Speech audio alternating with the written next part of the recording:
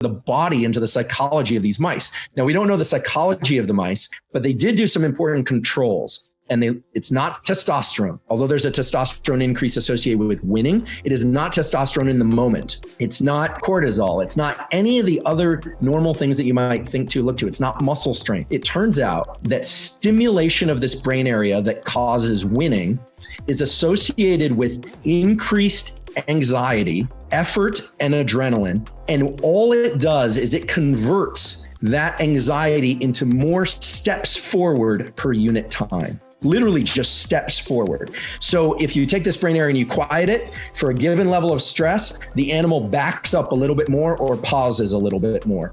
If you stimulate this brain area for the same amount of stress, the animal advances a little bit more as opposed to pauses or backs up. And the thing that's really key to take away from this for everyone's individual lives and goals is that if you really think about it, you always have only three options. You can either be stationary, you can back up, you can retreat, or you can go forward.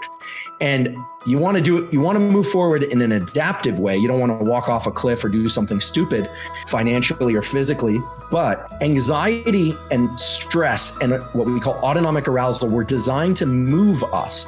They create a sense of agitation and discomfort for a reason.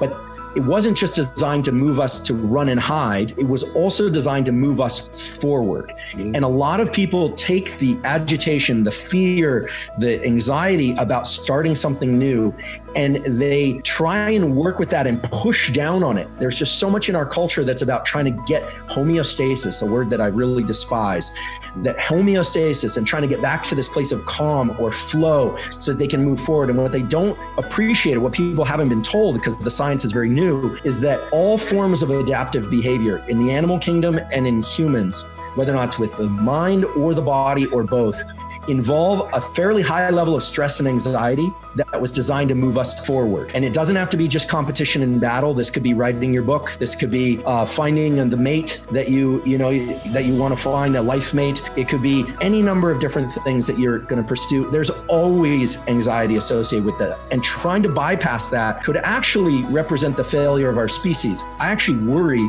that if humans keep seeking for these comfort zones at the outset of effort, we could actually devolve as opposed to evolve. Wow. And it's not supposed to feel good at the beginning, folks.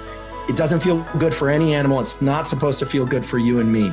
And I will balance this with something about restoration and recovery of this process, but it's so vital. And I think it's why the movie Rocky, why cancer survivors, why the Rosa Parks story, why David Goggins, why these stories evoke such a deep sense of inspiration in us, is because it's as tapping into something as vital and primitively important as thirst or hunger or the desire to mate. It's at the core of how we got to where we are, and it's at the core of how we're going to move forward. The prefrontal cortex is just a kind of frontal real estate. We have a lot more of it than mice do.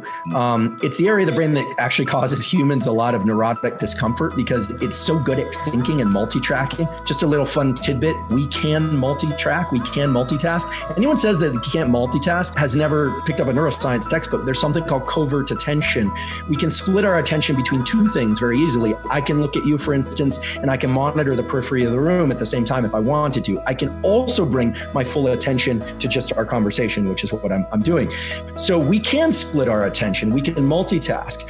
What we need to do is when we want to get better at something, we need to bring our full attention to that thing, and we need to start to engage to this internal reward process. I just want to briefly say about internal versus external rewards. The car you've always wanted, the watch you've always wanted, the piece of jewelry you've always wanted, the reward is still internal. You don't take that watch and cram it in your ear and dopamine gets, released. The dopamine release is always internal. The key is to learn how to attach some internal process of thinking and self-reward to the release of dopamine. And the brain wants to do that. It wants to learn how to do that.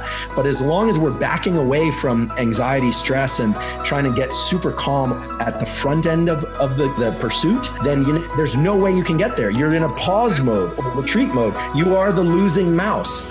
You want to be the winning mouse. You want to take more steps forward per unit time. That's all it is. If you're somebody who has anxiety, or you find that you're just burning too much energy, you're finishing your days grinding or depleted, that's where sometimes it's called superoxygenation, but really should be called carbon dioxide offloading breath practice should come into play. It's very simple.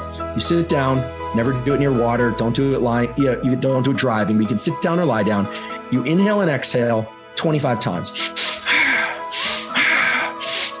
Be a little forceful about it, And after the 25th one or 30th, doesn't matter so much, exhale all your air and hold your breath for 15 seconds and stay calm while you experience that heightened level of activation. What you're doing with those 25 or 30 breaths is you're triggering the release of adrenaline into your system. You're creating a little mild form of stress. You might say, well, why would you want to do that? Well, when you exhale and you remain calm, you're now teaching the brain to be calm when you have a shot of adrenaline in your system. You can accomplish the same thing through an ice bath or a cold shower and learning to relax in that kind of confrontational situation. But there's nothing quite like breathing because, and here I'm quoting David Spiegel again, he always says it's not just about the state you're in, but whether or not you had anything to do with getting there, right? When you self-induce these states, you're teaching your brain how to drive and kind of maneuver within these different states of mind. It's different than like driving along and all of a sudden you're skidding on ice or you're in a blanket of fog. It's sort of like you're turning on and off the fog. You're learning how to drive in fog by turning on and off fog, or you're going black ice and then onto nice dry concrete. So it's a process that you can learn to play with. Now, if you really want to get good at it and kind of push it, you can do these 25 breaths, exhale, hold your breath for 5 to 15 seconds, then inhale and hold. But you have to be careful. If you have cardiopulmonary issues or heart issues, you definitely want to talk to a doctor first because it does build up a lot of pressure in your system, but that will ramp up the intensity more. And so what this is really doing is it's increasing your threshold for what you consider stressful. It's self-induced stress inoculation. So you can also sit in an ice bath and learn how to stay calm in an ice bath. You can also get into an argument with your spouse and learn how to stay calm, but I don't recommend that one. So these are ways of teaching our nervous system using physiology how to calm down and how to tolerate discomfort from a place of calm and clarity, both of which are powerful.